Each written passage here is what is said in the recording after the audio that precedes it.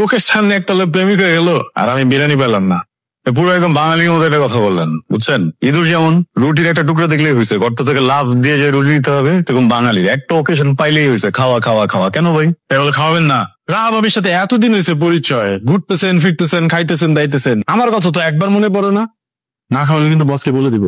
বিয়েতে ভাই, বিয়েতে তো সবাই খাওয়ায় মানুষ। আমি আপনার কলিগ, ভাই বন্ধু, একসাথে বসে কাজ করি, আমাকে আপনি খাওয়াবেন না? গরিবের দোয়া কিন্তু কাজে লাগে।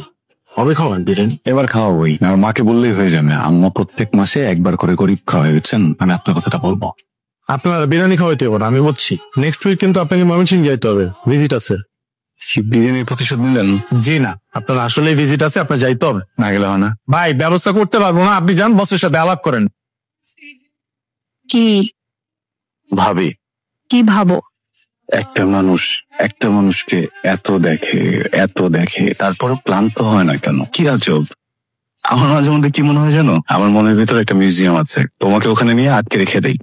কি করবে আটকে রেখে? দেখবো, আবার ওখান থেকে বের করব, খাওয়াই দিব, গোসল করাবো, চুল আঁচড়ে দিব, চুলে খোপা করে ফুল দিয়ে সাজাবো। এন্ড যখন আমার দেখা শেষ হয়ে যাবে, গল্প করা শেষ হয়ে যাবে, আবার সেখানে আটকে রাখবো যেন কেউ না দেখতে পারে। কেমন?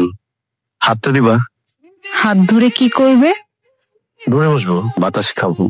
শোনো, আমার কিন্তু এইসব বিয়ের আগে একদম পছন্দ না। সরি। যাও, দূরে গিয়ে বসো বলছি। সরি বললাম তো। হ্যাঁ, যাও যাও বসো। তুমি কি আমার কথায় কষ্ট পেলে? তাই মনে হলো? হ্যাঁ, এই যে দূরে সরিয়ে দিলে। মানুষ দূর থেকেই সুন্দর, কাছে আসলেই বিপদ। তুমি কি সন্দেহ করো?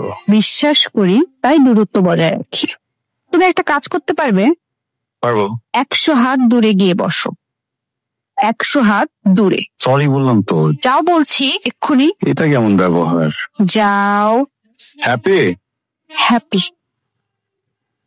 এবার বাতাস খাও, দেখো কত আরাম। খাও। কি খবর আবির? স্যার ভালো, ঠিকঠাক। আচ্ছা, আপনি অন টাইম কোনো অ্যাসাইনমেন্ট দিচ্ছেন না কেন?